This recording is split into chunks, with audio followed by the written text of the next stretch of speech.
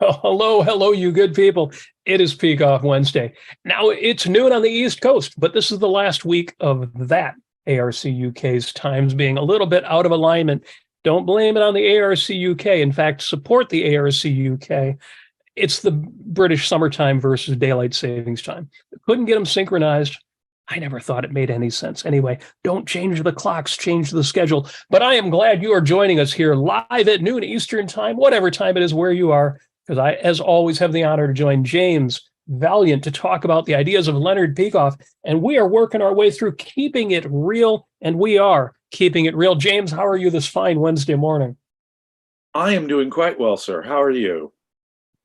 Fantastic, fantastic. It's going to be a good day because we are talking about heroes. And we're talking about heroes in love. I love that line that's going around since the Avengers movies, because that's what heroes do. It's short, it doesn't have a lot of content, and yet it brings to mind everything you know about heroes. And is objectivism a philosophy of heroes? Not for heroes, not in some Nietzschean sense, but of heroes, of us trying to live our own best lives? Hell yes. Yes, it is. And so that's a critical distinction you just made right there. Ayn Rand is not developing a philosophy just for Nietzschean supermen by any means. This is for ordinary people. This is for you and me, folks. On the other hand, we're heroes. What does it mean to approach life heroically at whatever level you're at? That's what Ayn Rand's about. Now, I'm looking forward to talking about that because we're talking Eddie Willers today. But the broader topic, heroes in love. We started last week. If anybody missed that episode, we had a really good time with those first questions, but we're going to wrap it up and I'm going to jump right in to question number one for this week, because people want to know, wait a minute. Spoiler alert, folks. If you're just starting to read Atlas Shrugged, consider whether you want to put off listening to this episode, but it's in the nature of every show like this. We've got to put the spoilers in if we're going to have a deep, rich, broad conversation. And it's the Ayn Rand Center UK. I'm guessing you know these characters inside out like we do. What about Francisco, who at the beginning of Atlas Shrugged, well, he appears to be a playboy. He's got all the women in the world. And yet we find out at one point he never actually slept with any of those women. He has been waiting to get back together with our protagonist. What about Hank Rearden, who does get together with our protagonist, but given the challenges in his life, he's not going to be able to make it last. And he's married at the time, which we'll get into as well. First question of the day. Dagny was the highest value for both Francisco and Rearden. Since, well, she chose Galt over them, is there any possibility for them to find romantic love again? And I'll read Leonard Peikoff's answer because it's very short, but I want to hear, James, what you've got. I see that smile. I know you've got something to say about this. I do too. The answer is, Leonard Peikoff here says, that this is a question they have to decide. Do they want to look further or not? Well, if they're convinced then there will never be anyone like that again, then they have said it's impossible. But if they say, well, maybe, well, then that is their choice. And you cannot predict that from the novel. Perhaps they think that since Dagny was possible by choice, another could be possible by choice. If they could find such a woman, that is a possibility.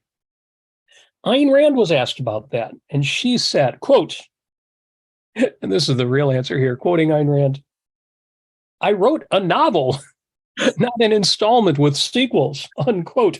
But then Leonard Peikoff goes on, but I think she herself alternated between no and maybe. It's not entirely sure if I'm remembering that correctly, though. If you ask me what they would do, I would say it depends on whether they have Match.com in the Valley. Nowadays, this is 10 years ago, so maybe Tinder, but... Right. Well, I don't know. Is it Bumble or Match or what? I don't even know anymore. I remember we talked about that once, and I shared my complete ignorance of dating applications. I like the real dating applications. So we're not terribly familiar with these. We hear about it secondhand from others mostly. So my answer would be, well, I would relate this directly to what Ayn Rand said about stylization in art. She had a wonderful image that she draws out in the Romantic Manifesto. She says when a man and a woman are out on a romantic date and the man has set up everything, he's got the soft romantic music, he's got the candlelights going, he's got this beautiful moment with the fire going all special for him. He gets out the champagne bottle, he tries to open the cork, and the cork gets stuck in the bottle. In real life, she said, the woman ignores it as irrelevant. In art, we omit it. The fact that Ayn Rand has omitted the future sex life, and I'll go even further than that. If when Ayn Rand is describing a hero's love life, she just leaves something out and there's no details and was left to our imagination, she is not, we cannot imagine that a real life isn't happening there. In fact, it's simply being ignored. There's nothing here that directly goes to her plot theme or advances her story there. So she's just going to admit it as irrelevant. I'll tell you, at this stage in my life, it seemed, after my relationship, the idea of me ever finding a woman like Holly is very difficult for me to imagine. At this stage in my life, that's maybe it. Boom. I'm never going to find another Holly. And so it could, or, Holly would desperately wish me, if something happened to her, to find for romantic happiness afterwards. So I have to be in Peikoff's position. If we don't know about Francisco and Hank's future, it's they found this intense love, so maybe no, but maybe not if they find someone else but that's not what the novel is all about. You see, it's not a question of what their future is. You can project it in whatever imagination you want, but it's not part of the novel. But the mere fact that it is omitted from Ayn Rand's story does not mean that she doesn't have a rich, full understanding of the possibilities that are out there in life. If we're not told something about someone's romantic life, and this is the point I would make, because it is a personal decision based on your emotional context, which of course Francisco and Hank have. But if we're not told something, it's not that it didn't happen. It's not that you can't imagine in reality that happening were it real. It's just that it wasn't essential to the storytelling of her novel. She omits any any details like that. It wouldn't advance her story or their character development. And it really isn't reality. It's a world that she has projected. So if you in your imagination want to project some future to Francisco and Hank, that's all up to you. It's not part of the novel. Ayn Rand is not saying that, boy, they knew Dagny, therefore no further romantic happiness could ever be possible for them. She is not saying that. Nor is she saying, boy, they would have met someone and boy, then they would have gone on to find her. She's not saying neither. She's saying neither. So the danger is that people are so attracted to Ayn Rand's novels, they want to fill it in like reality. You can't do that with a novel. You can't fill it in with some alternate reality that the author didn't project. If she leaves a possibility open, she's left that possibility open. Yeah, I agree that it comes very naturally. We love these characters. We get connected to these characters.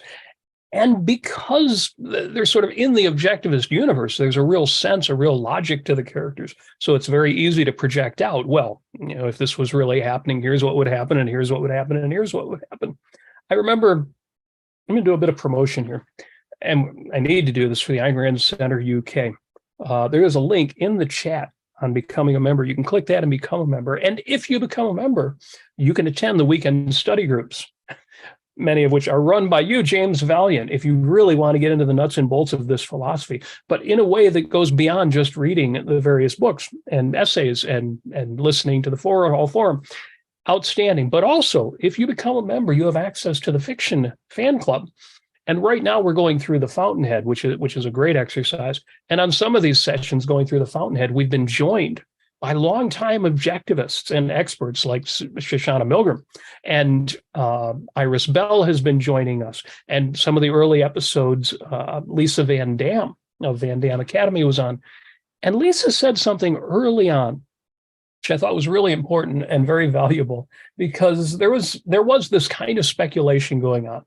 Oh, well, the reason why Rourke did this is because, and then somebody would posit something that you realize they had completely made up, and it was consistent with what happens in the novel. But Lisa Van Dam said, I think it's really important and valuable in discussions like this to remember that nothing that doesn't happen in the novel is part of the story. That none of it really happened.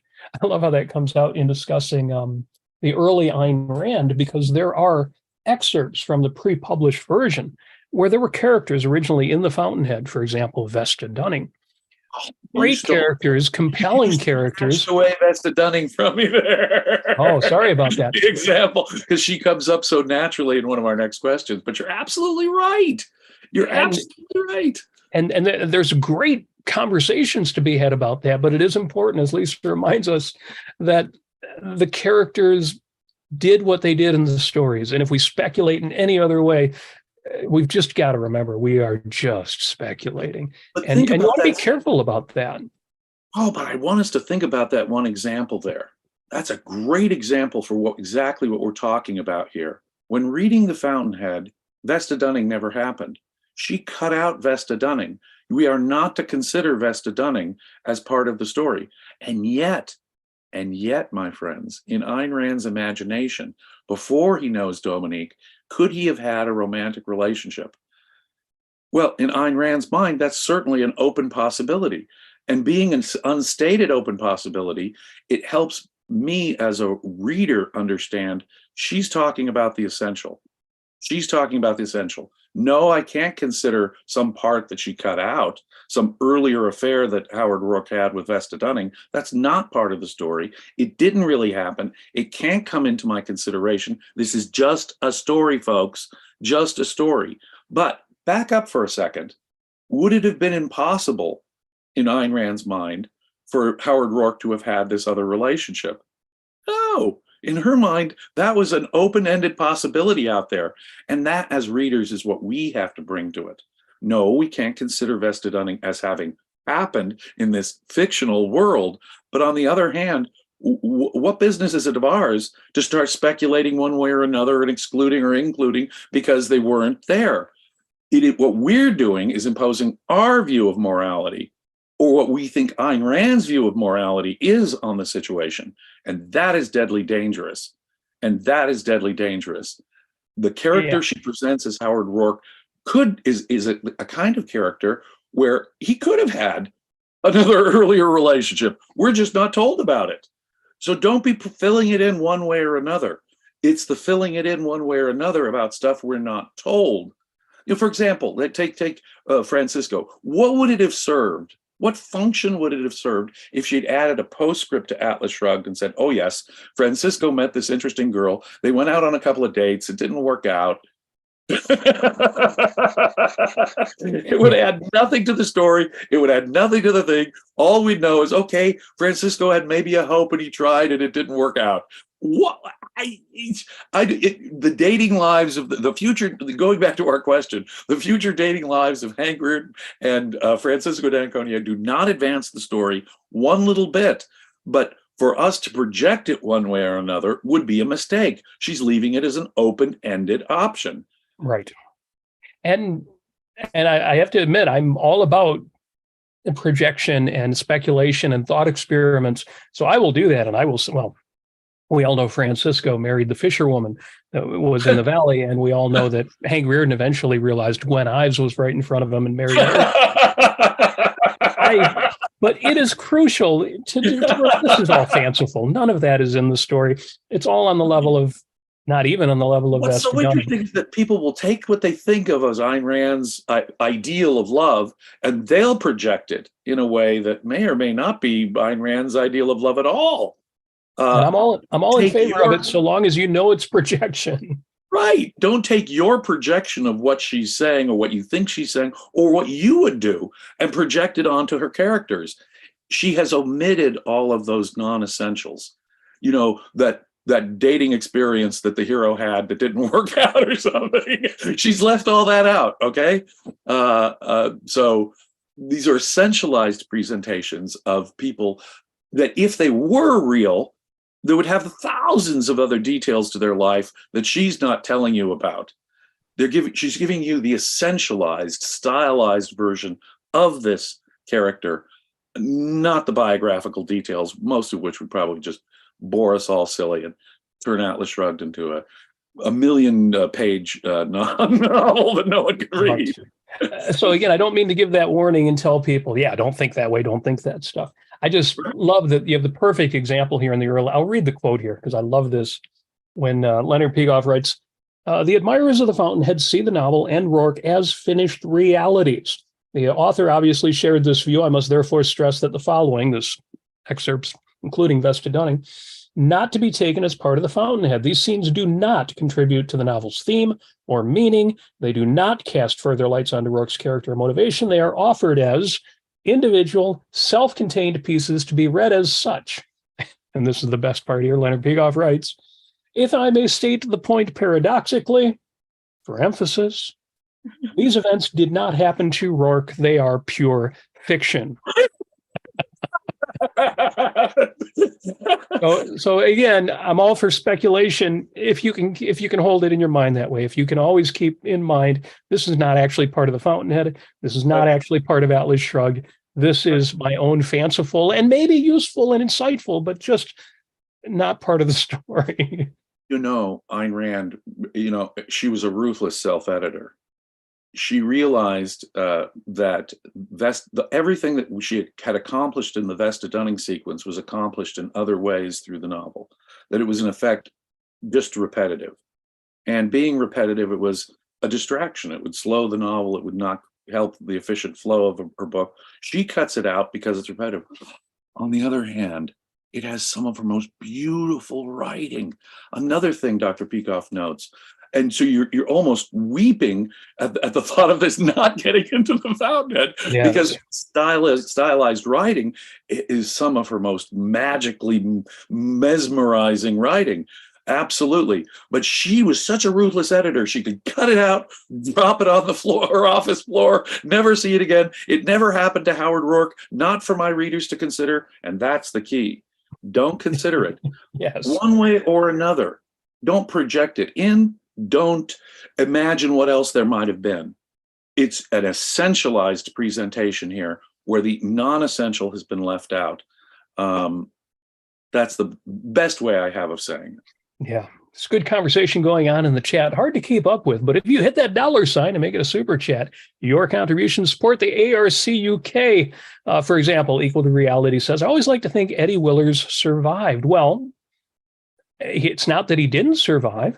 Survived. And it's not that he did survive. There was a really important point being made by leaving that one open at the end of the novel. I certainly like to think he survived too, but I wouldn't impose that on the story so as to undercut the point that was being made, which is, well, actually, we'll get into that in a moment, because question number 2, are there any philosophic implications to the fact that the character of Eddie Willers in Atlas Shrugged felt romantic love for Dagny Taggart?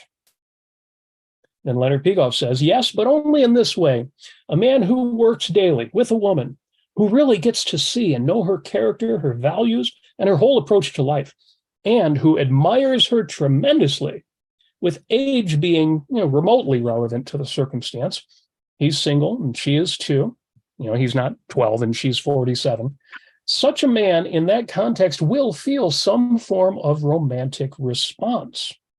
And that's just what Ayn Rand was showing, that the soul and body are integrated. And in a rational man, which Eddie Willers was, an intense evaluation of that kind and in that context would never be purely platonic. Now, that's interesting to me, because I've seen it. I've seen it's true. I've quoted the expression that you can't love any woman completely without loving all women somewhat. So I absolutely believe in that you would have that feeling of romantic love, even if it wasn't something that you ever thought would be actualized. James, what do you think? Well, I can't help but note that this kind of jealousy, jealousy in the good sense, of course, if you want a romance in your life and you see someone in a wonderful romantic relationship, yeah, I want that in my life. I don't mean that kind of jealousy. The kind of jealousy that sees your partner's other feelings as a threat is what I would focus on here. Yeah, we are complex beings. We respond to values. The fact that my wife can look at, say, a movie and see a projection of a hero, and here he is, he's handsome, he's strong, he's together, he's, and she says, oh, that guy's cool, that guy's sexy, is no threat to me as her husband. The fact that she can see some other dude as heroic, appealing, boy, isn't he cool? An insecure dude would say, oh gosh, oh my God, oh, I'm threatened in my relationship. Not at all. It's the same thing that makes her love me, that makes her respond to the guy, this hero being projected in the movie. Every relationship, every interaction even is as unique as those two people's fingerprints, as I've said before. It can't be a threat in one sense. If anything, it's a projection of the same values. So are human beings, and this is the ridiculous view people have of love, are human beings only ever in any sexual or romantic way ever going to respond to someone else once they've found the love of their life? Well, that's absurd. That's inhuman. That's nonsense. It's no threat to my relationship with Holly, nor is her response to this other guy a threat to, she's not going to leave me because of it or something. The point is that she's having a natural human response to values. And if it is some guy who's strong and sexy and in her view, she's going to, in effect, have not a fully romantic response, but she's going to go down the path of that kind of a response. Yeah, what a cool guy that is. Is that a problem? No. Is that a threat to her existing relationships? No. But the point is, we don't stop being sexual beings or romantic beings even after we've found the love of our life. There is no threat there implied, whatever. We're still responding to values, and it's still a wonderful thing to respond to values. Now, if she were to go off and want to have a sexual affair with this guy, well, then, of course, then it is. In other words, she's saying this value is higher than me, in which case I would accept that. Well, wait, I'd be hurt, of course. It'd be painful to me, of course. But the point is, she hasn't stopped being a conscious being, constantly reacting to the world around her. And I want the greatest happiness for her because I love her. And so just as John Galt and Francisco d'Anconia accept, in effect, Dagny's choice of Galt and understand it without it affecting directly their own value. See, even after the fact, even after she's chosen John Galt, they will still continue to have this feeling for Dagny. There's nothing wrong with that. It's nothing threatening to Galt even. Dagny's the one choosing her top value here. It was an honor. If I was Francisco, I would have this, thank you, Dagny, for loving me at all. My God, the greatest romantic honor of my life, right? Instead of looking at it as a conflict, right? It's actually just the opposite. It's an expression of the same values. There's that wonderful moment, again, spoiler alert deluxe. There's that wonderful moment in the valley where Galt, Francisco, and Dagny are alone. And Francisco says, we're all three in love, ... with the same values, and that's, oh my God, with life. Oh my God, that's it. That's it. We never lose that. We never lose the values that we love. Never, never, never, never. We just respect, because we love the person, their choice in the highest value. Yeah. It's interesting too, because I think a lot of people in the objectivist community get that, but in a sort of floating way or over intellectual way. I love when Ellen Kenner, the great objectivist psychologist, Ellen Kenner shares stories about her and her husband, Harris Kenner, who's now famous because Ellen's famous, will go out walking, and they will point out attractive people to each other. Of the opposite, she will say, "Oh, isn't that woman sexy?" He will say, "Isn't that man attractive?" Just playfully, just as a way of sharing the fact that they are not just sexual, but romantic beings, and there is no threat. It's just, oh, isn't that a beautiful thing to see? And that is as it should be. I have to say that and put that in italics and underline it 1,000 times. It is not only a wonderful value to share with Holly and for Holly to share with me. It is one that actually helps us focus our own values on what it can be one of the, I would be so bold as to say, it's an erotic experience that as a romantic couple you can share. No, I'm not going to go sleep with that other person, but seeing your values through your eyes that way is an intensely intimate thing. It furthers your closeness. It doesn't pull away your closeness. Boy, yes. Yeah, how could you want your partner to be anything but openly and wholly connected with their own sexuality? And yet, you know, we've talked before about the kind of person who says, yeah, I want to be with a woman. It always seems to be the men and the women. I want to be with a woman who hasn't been with other men, who has no idea what she's doing, not just in bed, but romantically in general. Who wants that? Why would you want that? No, thank you, sir. Yes. Yeah, no, thank you. So, question number 3. Right. What should Eddie Willer's sex life be? He is depicted as a rational man without the ambition or drive needed to rise very far.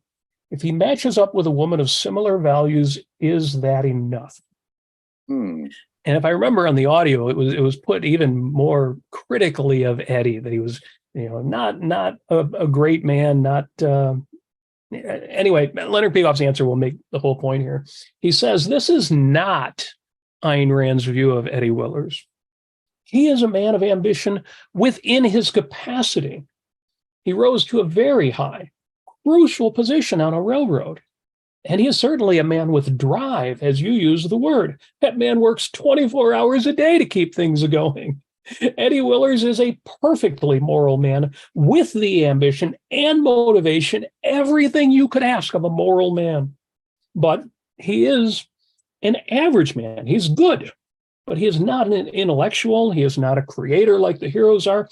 So within his choices in life, including his sex life, he would still choose all the same values, but not always on the same scale as the heroes. As you see, as a matter of fact, he did have a response briefly to Dagny, but that would certainly not be required. It wouldn't lessen him if he didn't. And it would be unlikely that Dagny would want him because she would want more of an equal. You know, it's been said by readers of these novels that Eddie Willers should get together with, say, Cheryl Brooks or with Catherine Halsey from The Fountainhead. But again, and here's making that point, you can't rewrite a book. And then he wraps it up this way. He says, I'll just mention that Ayn Rand used to stress that objectivism is a philosophy for man, not for supermen. She was very much against the idea of Nietzsche, that there's one code for the masters and one code for the slave mentality. It's the same code, whether you're average or a superhero genius. It's just a question of the extent and the detail of the application. Unquote. Now, James, I have to add to that. Amy and I, Mrs. Nasir and I, just watched for the first time the Alfred Hitchcock film Rope. Ooh. And if you know the story, it's one of those Leopold and Loeb stories. Yeah. This was actually a historical thing that happened. The 2 college students in the 1920s who had a professor or a series of professors who taught them Nietzsche and took it seriously, this idea that there are some people who are above and beyond, outside the normal moral framework. And these 2 guys, Leopold and Loeb, took it seriously. Kidnapped this, I think, 14-year-old boy, killed him, not because they wanted to kill the guy, but because they wanted to commit the perfect crime to show their superiority, their transcendence over the average mentality. I'm not giving anything away about the Hitchcock film Rope by saying that, because all of that happens in the first 2 minutes of the movie. It's established quickly, yes. And the excitement is seeing how that plays out in reality. But yes, Ayn Rand was absolutely not saying, despite the fact that she created the projection of the greatest kind of heroes, that these ideas weren't for Eddie Willers. Yeah. Well, just as I wouldn't try and project the future dating history of Francisco and Hank after the Atlas Shrugged. So I'm not going to fill in the gaps about Eddie Willer's romantic love. What purpose would it have served if Ayn Rand had told the story? Yeah, there were a few times Eddie Willer's had, short-term relation. We're told, obviously, he doesn't find romantic happiness. That's implied yet. But the point is, would it have served any purpose if I told you about his dating career? The dates that didn't work out, the relationships that didn't work out. He tried here, he tried there. That might have been, but for some reason it didn't work out. How would that have advanced the novel? And rather than projecting our view, well, Eddie is this celibate monk who would never look at another woman. He was devoted to Dagny, and that romantic love was some platonic thing that he will carry to his death. No, no, no, no. Ladies and gentlemen, it's not what Ayn Rand is projecting at all. Or maybe in the coming better world that follows the end of the novel, he was super successful in romance. Super successful. That's not part of the story. Happiness, right? Either way, that's just. But in effect, ladies and gentlemen, what you'd be doing is you'd be speculating, right, about something that isn't real while trying to force it into reality. Did Ayn Rand think maybe Eddie Willers went out on dates? The point though is that it just didn't work out for him to find his long-term romantic top value. It's just left there, out there floating, right? He's devoted to his work, but so's Dagny, and she falls in love. So what are we to project about Eddie? Nothing, one way or another. Now here's a question for you though. Can we say about Eddie? Well, forget Eddie. Can we say in the world as it is today? What would happen to a man of average ability, but of complete virtue, of real dedication to do, as Eddie Willers says right at the beginning of the novel, always doing what's right? That's his motto in life. And I think the answer to that is, well, we get to see that. We get to see that in life in general, but especially within the objectivist community. We get to see that degree of success that people find, and they generally lead good and happy lives. And it's almost irrelevant that we can say, well, but in a lot of ways, the world's in decline. And yet we can still go out there and we can have a successful career and have a nice house and eventually find romance. And so Eddie Willers is a great character for those of us who think, well, I don't know that I'm John Galt. I don't know that I'm even Hank Rearden. I'm not inventing whole new processes, and I'm not carrying the weight of an entire enterprise on my shoulder. I'm not that kind of entrepreneur. I'm just a good man doing my honest best. And Eddie Willers is great in that role, and he's successful. The question, Leonard Peikoff says, he wasn't just an average guy in an average job. He's the executive assistant of the most important person on the greatest railroad in the country. When she takes off for a substantial amount of time, he takes over the enterprise, even though his brother or her brother is the CEO. No, Eddie Willers runs the place. He's running the show. No, absolutely correct. No, Eddie Willers is not just some schmo at all. Now, he doesn't have the creative genius that the superheroes, let's put it that way, in the book are, but that doesn't mean he's not virtuous. He's virtuous in every way. And actually, as you point out, he runs Transcontinental Railroad for a while. In fact, he and Dagny Taggart, it seems at a certain moment, are keeping the world going. Now, could he have done it without Dagny, kept the world going? No. He just doesn't have the same powerful creative intellect that a Dagny or a Hank do that could keep the world afloat. But he sure helps her keep the world afloat for a while. Right. No question about it. Now, Eddie Willers is interesting because he's a consistently moral man, and he doesn't, within the scope of the novel, make any substantial mistakes. Unlike in question 4.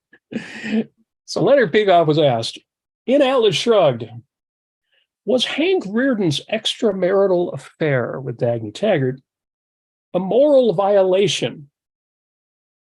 The original questioner said, is it non-objectivist?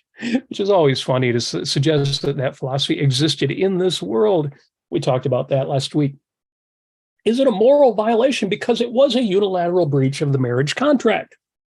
Shouldn't he have divorced his wife first? Again, it's a real I am speculation, because what would this novel have been if we had said exactly. Well, but the point is, he should never have been with her in the first place. I got to jump in here. Wouldn't it have been better if he'd never had been fooled by Lillian, or had his values not clear about what he owed Lillian? Right. yes. That's the problem. That's the problem. But let's proceed with Peikoff's even better answer. Yes. Well, Leonard Peikoff says, quote, "I would say legally, definitely yes. Although in the case you mention, Rearden's wife basically knew about his affair, wanted it, and was upset that it wasn't a more degrading relationship. Right. But legally, she could have sued for divorce on the grounds that he breached the marriage contract. Absolutely. And he would be the guilty one. Now, if you speak in terms of morality, though, the whole thing about Rearden is that he was morally torn. He was torn between his values and his duty, which he thought was also a crucial value. So he had a contradiction. In a case like that, we know he's looking for the answer. He's not just dishonestly saying, "to hell with it." He's tortured by it. In a case like that, an honest man who has a strong reason to believe that he's got to stay within the code of ethics that he thinks is true, as well as a strong reason to pursue his values, what he knows is right, by his whole sense of life, who can't decide and is looking for the answer. Well, either way is moral, because you're torn on that kind of fundamental philosophical level. You still have to live. Rearden made a mistake, and he found out and paid the price in due course. But morality, this is the wrap up on Leonard Peikoff's answer here, morality cannot require omniscience, not if a person has an absolutely insolvable conflict, both sides of which he thinks are obviously establishable and valid. He's tried to solve it and failed, and he has to act. So yes, I unquote Leonard Peikoff, March of 2009, he absolutely was operating within not just the situation, the best I can figure it out, but at the highest level of his moral understanding of the situation. He wasn't just trying to do the good thing, even though he was confused. He was doing his utmost to be moral. Right. Right. You know, marrying someone, saying, "I found the love of my life," say, and the person I want to be with for the rest of my life. Even when we do that, we are not omniscient. We cannot know the future. We cannot know what will happen, what we'll discover about the other person, who else the other person might meet, who we might meet. There are all kinds of circumstances in life that we're not able to anticipate. So would it have been, when you do discover that, is it appropriate, honestly, to say, "No, I have to tell you the truth. We maybe need to get a divorce here. This is not working out because I found this other person"? Yes, that is the honest way to go about it. Be honest with your partner. And I put that in italics. Be honest with your partner about all such things so that people can make the rational decision. So was Hank Rearden doing that? No. But it's a very complex situation here, isn't it? He's stuck in a loveless, sexless marriage. Lillian rapidly finds out that he is having this affair and is, yes, he's down to the dirty, low sewer of sex, and she wants it to be even more degrading. So she's not even objecting. She's actually using it through the most of the course of the situation in a pretty insidious way. Yes. So she is a rotten, rotten person. Now, is he making being conflicted? Yeah, he should have just said, "Lillian, oh my God, you're this malevolent monster. I'm going to leave you tomorrow." No, he doesn't. He's conflicted. I made this promise, and I keep and for Hank Rearden, he is a man of honor who keeps his promises. He doesn't realize the exploitation that's going on here. He doesn't realize that, but morally speaking, the fact that his wife actually does know and he's stuck in a loveless, sexless marriage does matter to me, to the overall morality of what Hank is doing here. He does have an important lesson to learn, right? And without any further spoilers, I'll let the readers find out that moral lesson that he learns about the mind and the body, which is so central to Atlas Shrugged. But it is a very, very complex situation. And he is a morally torn man, doesn't have the answer, and he's trying to do the right thing. That is a complex situation, not so easy to judge. You can say to someone, well, shouldn't he have left? Well, no, he's morally conflicted.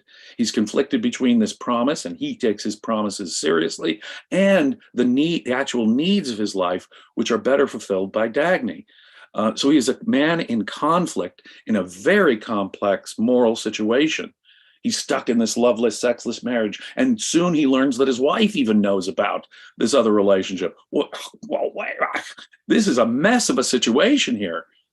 This is not so straightforward, and she, I think, set it up that way in the novel so that it's clear that it's a conflict, a lesson that Hank has to learn about the role of his happiness and whether he can be subjected to this kind of sacrifice and sanction of the evil that his family, and Lily in particular, impose upon him. Yes. There's a great question in the chat, although it's not a super chat. I want to see some super chat. I want to see some contributions to the Ayn Rand Center UK. Make your comment stand out. Hit that $ at the bottom. Any contributions you make, support the ARCUK. And there is our hero, Jeff Bannister. As soon as I say that, jumps in with $11. Thank you very much for that, Jeff. I have got a really compelling question from Jeff on a whole different subject we'll talk about another time. We may be doing a whole episode based on it. So thank you for that, Jeff. That is enormously appreciated. Christopher Smith in the chat says, what about his dishonesty?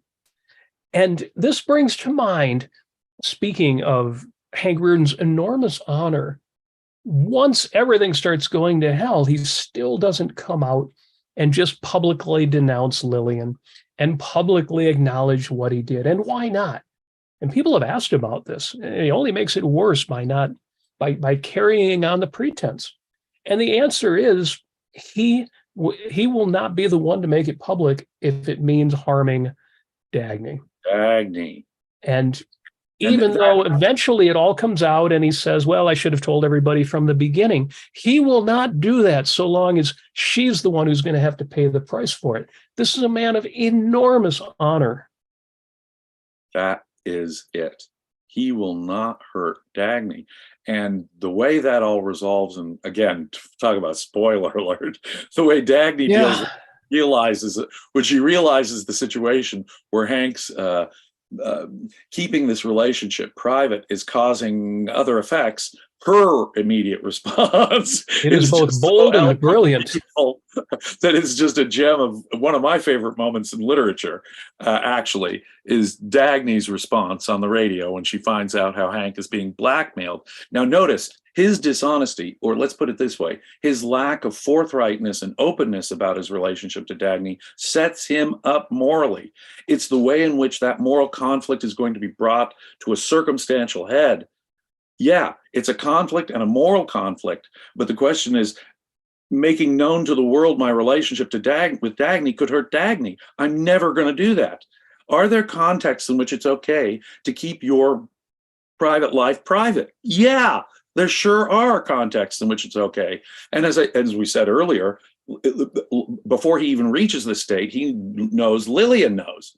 So it's a very complex situation when it comes to his honesty about this. Does it start in a totally dishonest way from Lillian, at least? Yeah, it does. But he is a deeply morally conflicted man when that happens. He doesn't know the right answer here. That's the answer. And he would never do anything to hurt who he regards as the most virtuous woman in the world, Dagny. Absolutely.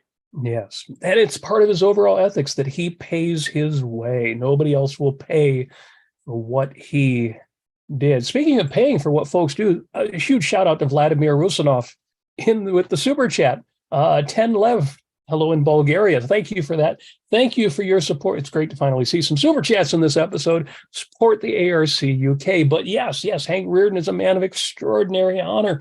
He's the man who throughout the story carries on a pretense and he lies and we think, oh man, if only he had done the right thing. And as Christopher Smith said, what about his dishonesty? I want you to try this out for me, folks, if you're listening. Try this out. Consider just about any story in literature, and including, the great stories from Greek history or from Shakespeare, from the classics period. Imagine if every character in that story never lied. If there were just zero lies in the story, how many plots would hold up if there was no secrecy, no lying? I don't think you would have. I think the whole field of fiction would just collapse. Any mystery element, any puzzle solving element to the story must be eradicated, or it will almost always inevitably be eradicated if there's not some secret, or at least, or if not some deception. There's occasionally a misunderstanding, but even then, there's holding back information, or think a gift of the Magi. Okay, well, they were kind of being secret. Well, they were lying to each other. They had to. There's no plot if everybody always says the truth. So I get it, Christopher Smith. I totally understand the question. What about his dishonesty? Except you have no story if everybody just says what's on their mind all the time. Let me add this. Hank Rearden had no duty to tell the world about his relationship to Dagny Taggart. He could have kept that totally private, and that is not an instance of dishonesty.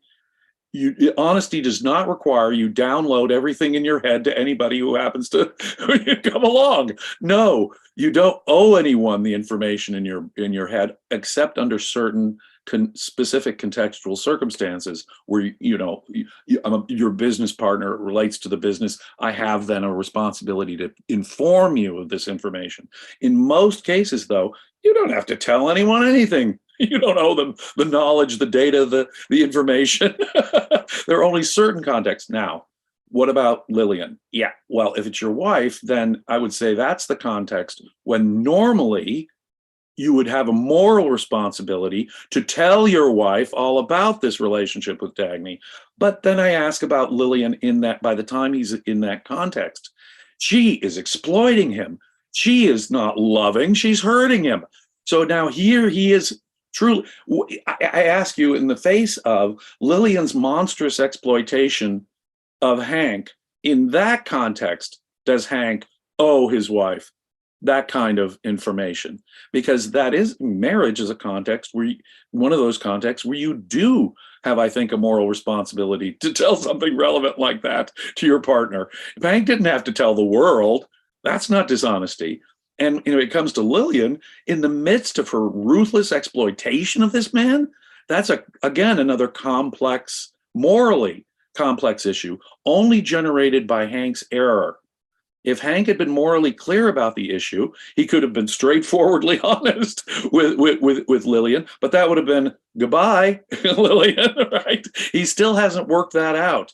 Am I hurting her with this, or am I hurting her with that? He is a man in moral conflict, and it is a morally ambiguous situation, even in a context where you'd say the spouse does have a moral responsibility to convey the information.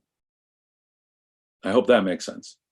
Oh, certainly. Absolutely. Okay. In fact, I think we've made so much sense in that regard. I want to jump to the last question before we start running low on time, because there is a love story, and some people maybe make it more than it was, but it was an awful lot. In the scene on Winans' yacht in the Fountainhead, why does Howard Rourke say that he would sacrifice his life for Gail Wynand? Now, this is another one where if you listen to the audio version and not just read from the book, there was a little more to the question. If life is the standard of value, how could it be that you would sacrifice your life? How could anything rise to that level? So Leonard Peikoff answered, I got the same question from somebody else regarding the part when Galt says to Dagny, well, I would give my life for you. Well, here Ayn Rand is writing on the premise that people like Galt and Dagny are in love, and love means an irreplaceable value. In other words, their lives would not be worth it to them. Life wouldn't be worth living so long as this person didn't exist. Therefore, from that point of view, they would do anything to save that other person. It's tantamount to saying, I don't want to go on without you. If I die saving you, well, that's it. I want to do that because without that, it would be over for me.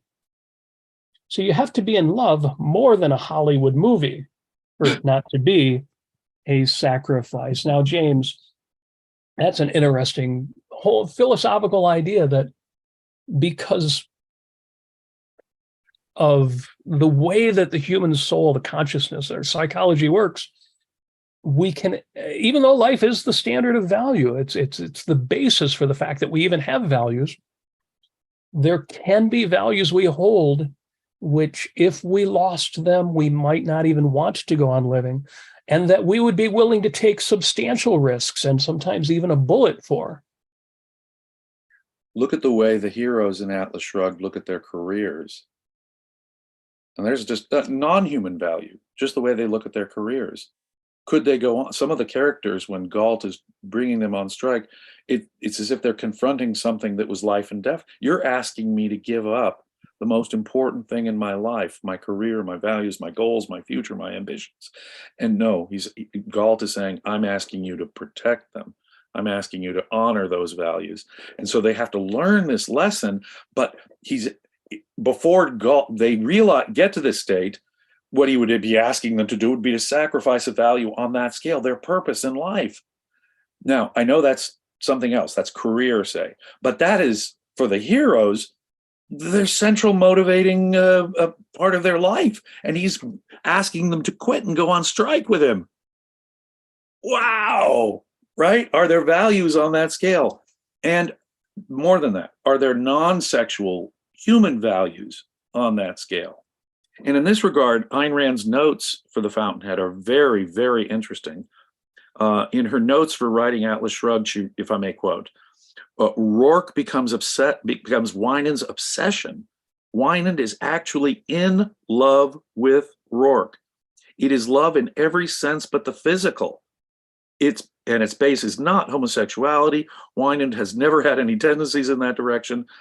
It is more hero worship than love, and more religion than hero worship. Actually, when you think about that, actually what she's saying there is an astonishing thing. Their love has no relation, this love has no relation to his love for Dominique. It is not faithlessness to Dominique.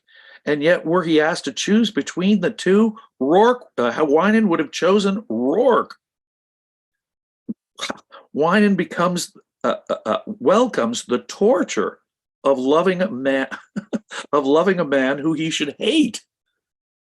So it's astonishing what's going on here. Ayn Rand is saying that two men can have love in a non-romantic, non-physical way that is, in effect, as intense, or in Gail's case, more intense than his romantic love for Dominique. That is almost breathtaking. That's almost a wow, right? How can that possibly be? Well, again, in the course of my own life, it's taken me my whole course of life to realize that. I have a friend I would give my life for. Absolutely. A male friend I would take a bullet for in this world today. It is a very, very possible thing. And it is, when it comes to, even if you're a totally straight person and you have a same-sex friendship that means that much to you or has meant that much to you, we live in a world that is so anti-sex, is so homophobic. I'm going to use that word. I'm going to even use that word homophobic, that the very idea of that kind of intense love between two straight men is kind of frightening to us or threatening to us, or, ooh, what's weird about that? Ayn Rand frankly, no. Love is about values. When you find that kind of high value in a person, right, justice, in effect, demands that level of emotional response. That level of emotional response. Ayn Rand was not aesthetically into homosexuality, so she's not going to project that to any of her characters in her novel, but she is still willing to go all the way to the edge and tell you that it's everything but the sexual component in this relationship. I just find that absolutely fascinating, and it actually reflects in the course of my life something that I've come to know is possible. I deeply value my relationships with other dudes, maybe that I haven't even met in person like you, or I've met you in person more than once, but someone I don't talk to, I physically interact with. And yet, Robert, I can say to you, I love you. I know this. We share values. It's a personal relationship I now have of considerable intensity to me. The fact that we're both dudes and both married to women doesn't change the fact that I love you, Robert. And Ayn Rand's benevolence here, I think, is the screaming headline here.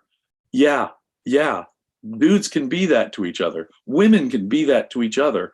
And again, it's on a different plane. It's no threat or different. Now, in the specific case of Dominique here, she actually goes so far, and I haven't gone this far. She goes so far that she would say Wynand would choose Rourke over Dominique. No, I have to tell you that I would choose Holly over any other value in my life if I were forced. If someone were putting a gun to my head and I was in some ridiculous Sophie's Choice context, I'm afraid I'd have to go with Holly. But on the other hand, can your love for another dude be of that level of intensity? Ayn Rand is saying absolutely. So in effect, I thought it really belonged in this section that we're doing about heroes and love. It depends on what you mean in love, of course. Is there a sexual or physical component? And Ayn Rand is saying it's everything but. In her private notes about Howard Rourke and Gail Wynand, I just find that absolutely benevolent and fascinating. Excellent. Bella Tater Tots in the chat is saying, I think a lot of people confuse physical attraction for love. It's why people can't wrap their head around two people loving each other intensely without romantic feelings. But this is interesting. Bella goes on to say, real unconditional love is different from the daily average loving someone, if that makes sense. Unconditional love is a topic we've discussed before, and I have done whole episodes on. It always comes down to, well, what do you mean by unconditional love? If you mean without reasons, if you mean a love of duty, that you're supposed to love your mother, your children, whoever, then obviously objectivism is completely opposed to love without reasons. That makes no sense. You can't value what you don't value. In fact, I'll point out with this very relationship, Rourke and Wynand, it doesn't work out. It doesn't have a happy ending.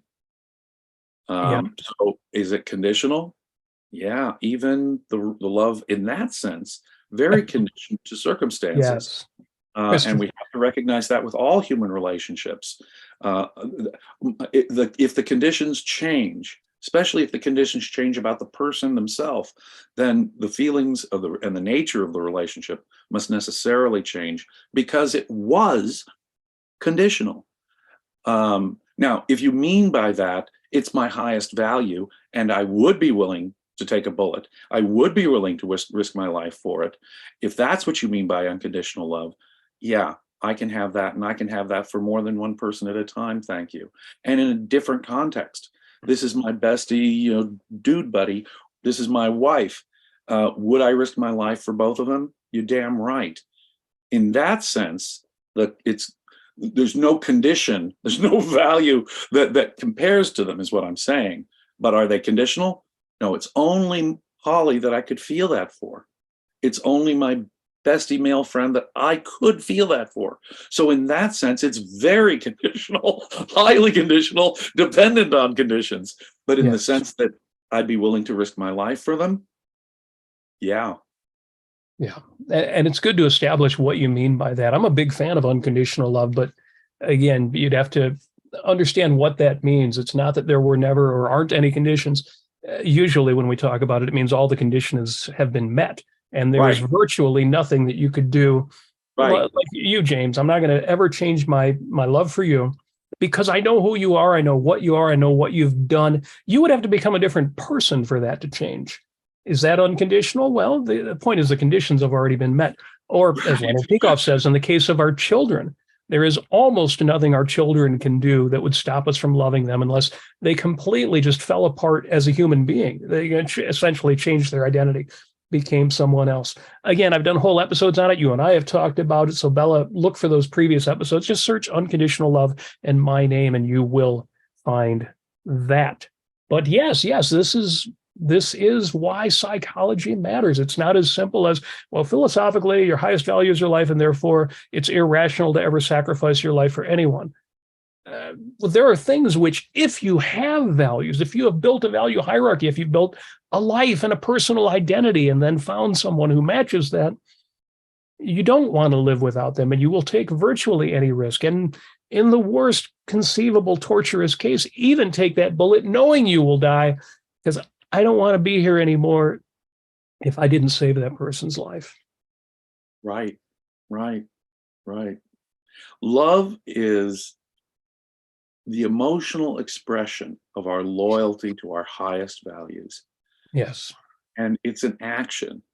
It's how we treat our highest values in life. And Ayn Rand had a very, very clear and intense view of the way we should be committed to our life.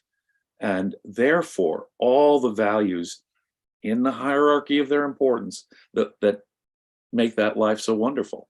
Yes. In other words, she's not saying, oh, life is such a value, bare physical survival, no matter what torment in a concentration camp we're living through, it's a wonderful value. No, no, no, no. And on the other hand, she's not saying, are there not values so great that they become, like I was saying about losing a spouse the other day, losing an arm or a leg? No, of course, that's the way we value our highest values. So it's not love without substance. What Ayn Rand is talking about is actual living love in life, the experience of our actual values in the person of another. It's an intensely selfish thing. It's an intensely rational thing, just as it's an intensely emotional thing. But Ayn Rand saw no reason for that to be in conflict, or for our loves to be in conflict. That's just not human. Yes. As the phrase that's used in The Fountainhead is, love is the exception making. And you would think, well, but how could that be rational, that there could be exceptions to your considered judgment? And it's not that it's irrational. It's that in your hierarchy of values, once you decide something is the most important thing, you will go to the mat for that. Right. When you love, in fact, that's almost a test of love. It really is. I wouldn't do that for just anyone else. I would do that for you in this context, is a way of saying, you're very special to me. I make an exception for you in this regard. We can start with all kinds of things like sex. Most people in this world I have no desire to go to bed with. Even reaching that stage in a relationship where it becomes so personal and intimate and intense is itself singling someone out, making a preference, saying, you're the person I want to do this with now, unlike anyone else. It's exception. Love is exception making. And again, not to suggest that, it's simple hierarchy of values, because it's certainly more than that. There are people I'm willing to do the wrong thing for.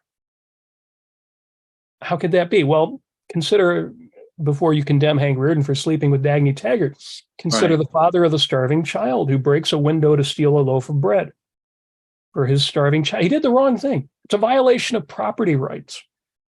Yes, but I am willing to make that exception and pay the price afterward and fess up and make it right to the extent I can. But there are values I hold. I am willing to do the wrong thing if it comes down to that. And the easy answer is, well, it's not the wrong thing, but it is. You can't just say it, well, I didn't do anything wrong because my kid was starving. Right. Love is the exception making.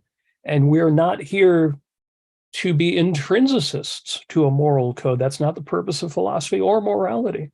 No. And we have to know our hierarchy of values. Yes, sir. So, James, this has been an outstanding 2 weeks. Again, talking about what heroes in love do. That's what heroes do. This is what, and I love how you've done such a great job bringing it back to those of us, us Eddie Willers, us men of average ability, but who are determined to live a fully, consistently moral life. Well, thank you. Your insights on love and life are always powerful, sir. I am a student of Robert Nasir on this topic, and I urge people to check out his Life on Earth. I mean, if you haven't yet, for gosh sakes, do yourself a huge favor and check it out. This is a man who knows something about love and life, and you'll do yourself a favor by checking out Life on Earth, my friends. Well, you are both very kind and absolutely right. So thank you for that. And folks, thank you. We're running a little bit over time. I'm going to wrap it up, but we do have the Daily Objective coming up right. We're less than an hour away. This time change has really wreaked havoc. I was going to say reaped havoc, as people often mistakenly say, but no, has wreaked havoc. We've got the Daily Objective coming up in less than an hour, 2:00 Eastern time, the usual 6:00 UK time. And the topic is fixing education. It is time to talk about homeschooling and other alternatives in education. I have been so heartened to see what has happened in the objectivist community and in and out of the objectivist community with Montessori, with private schools, with homeschooling. It has been great to see. So I am looking forward to that episode of the Daily Objective with special guest Jeff Frankel. That is going to be good. Folks, That's going to be good. Give that a listen and support the Ayn Rand Center UK. This programming comes to you courtesy of the good people at the Ayn Rand Center UK. They deserve your support, certainly. I'm going to keep doing that as well. James, thank you for another outstanding discussion, and we will do this again in 1 week on Peikoff Wednesdays. Thank you. Take care.